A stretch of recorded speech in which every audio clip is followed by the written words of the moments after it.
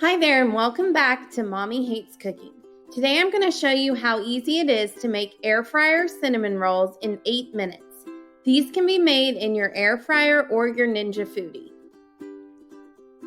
The first thing you'll need to do is coat the air fryer basket or air crisp basket of the Ninja Foodi with cooking spray. I usually use coconut oil cooking spray for these cinnamon rolls, but you can also do olive oil cooking spray too. The next thing you'll do is go ahead and open up that can of cinnamon rolls. For this recipe, I just use a can of Pillsbury cinnamon rolls. We found those are the best ones to use. They stay together really well. Some of the other off-brands don't really stay together quite as well. So we place those in the air fryer basket, however they'll fit in your basket. The next thing you need to do is go ahead and cook these. You'll cook them at 360 degrees for 8 minutes in the air fryer. Or if you're using a Ninja Foodi, it would be the air crisp function.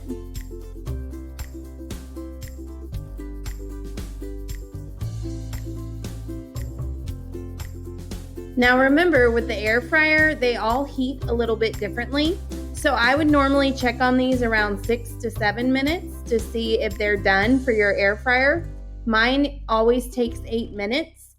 Sometimes you may need to add a minute or two or take away a minute or two depending on how your air fryer heats up. In 8 minutes, they're done. They're going to be golden brown on top and nice and soft inside. Once they're done, you can carefully remove them and get ready to ice them. And that's it. You've got them all done and they're ready to serve in just about 8 minutes. This is one of the easiest ways to make cinnamon rolls. You can find this recipe on airfryerfanatics.com and mommyhatescooking.com. Both are full of delicious recipes. Thank you so much for joining in today to learn how to make these air fryer cinnamon rolls. Be sure to tune in next time for another delicious recipe.